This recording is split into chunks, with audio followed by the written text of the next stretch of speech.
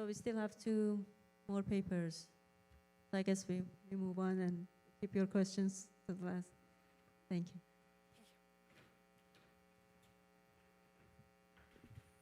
All right, the next paper is presented by Jason Wiese from Utah. It's a meta-synthesis of barriers and facilitators for personal informatic systems.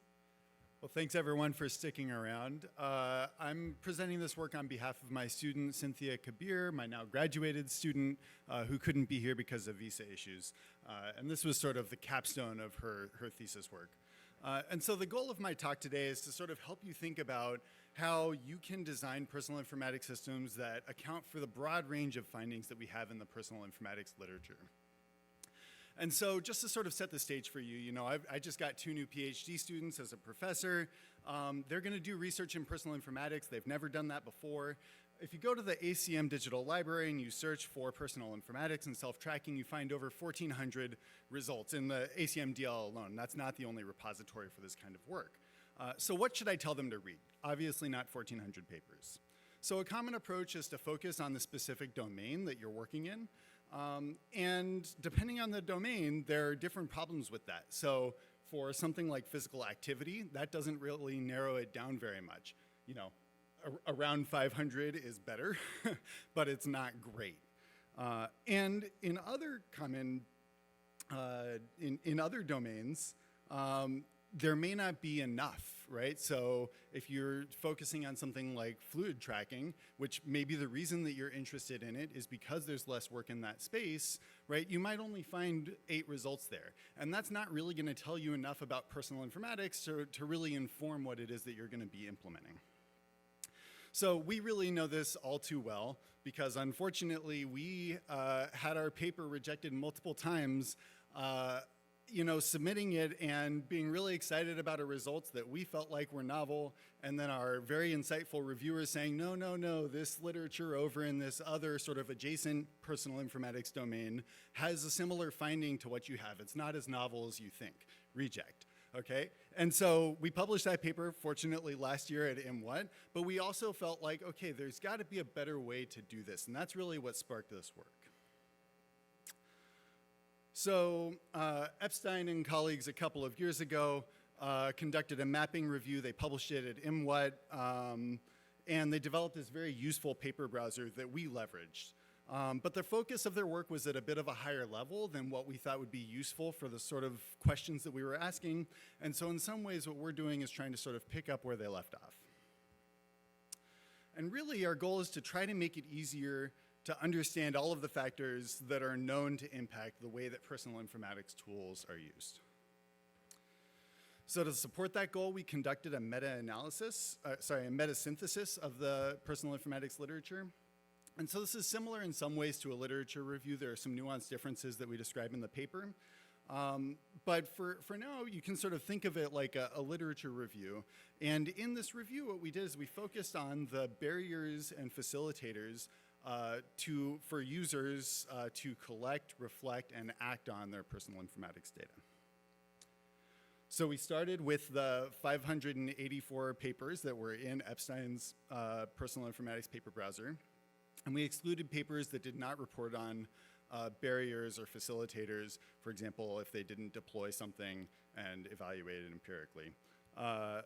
And the detailed exclusion criteria, again, are in the paper. So through that process, we extracted 214 relevant papers. And Sinthia carefully read each of the 214 papers to extract the data. So yeah, huge amount of work. And then we coded these in Atlas TI, so this is sort of a qualitative coding process. And then we used those codes in Miro and created some affinity diagrams and ended up with 8 sort of top-level categories describing these barriers and facilitators to interacting with personal informatics systems.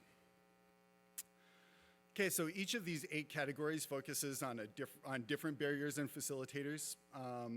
And each contains multiple subcategories. So I'm describing here sort of the top level 8 categories. There's sort of another layer below this. And I'm not even gonna be able to describe all of these because obviously we don't have that much time here today. Okay, so for instance, there was a category for threats to integrity of the collected data. And so this captures people manipulating the data, perhaps to portray a desirable image of themselves. And this also has impacts on the action and reflection side.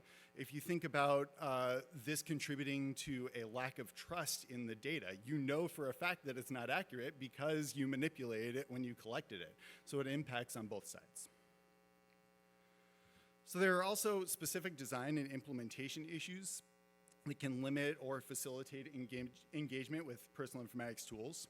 So for example, personal informatics tools may give feedback that the users perceive as unattainable, like in the screenshot here. Yes, Garmin, I'm a machine. I can walk 14,000 steps in 10 minutes.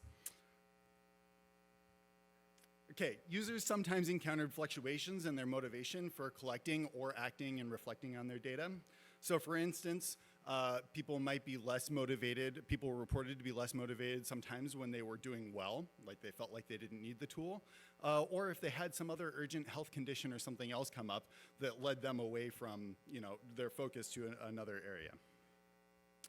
So finally, users frequently have their internal perspectives that limit their usage of personal informatics tools. So for example, some people in some contexts really prefer to use technology as little as possible, and obviously that's at odds with using a personal informatics system. Okay, so again, within these categories, we separated out specific barriers and facilitators, both on the collection side and also on the action and reflection side. And we further noted the application domain of each of these papers, that's the columns, and counted the frequency of each barrier or facilitator for each application domain. So for instance here, you can see that social contexts were reported in 8 physical activity papers, 6 chronic condition management papers, and 7 sleep tracking papers, and so on. And we generated this heat map across our entire data set, and that is in the paper along with a whole bunch of tables containing all of the data that we collected and analyzed here. That's all in the supplementary material, and I'd encourage you to check that out. Okay, but the real question is, how can we use this resource? Now that we've done all of this work, how does it help? A couple of thoughts here. So one is, back to our example from the beginning, thinking about physical activity.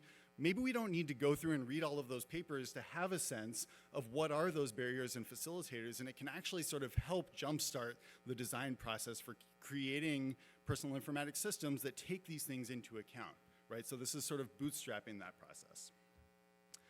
And in contrast, if you look at fluid intake, sort of similar to what I showed earlier on, not a whole lot of work has been done there, but because we have this work in other adjacent personal informatics areas, it can still bootstrap us to think, hey, might this be a problem in this context or domain?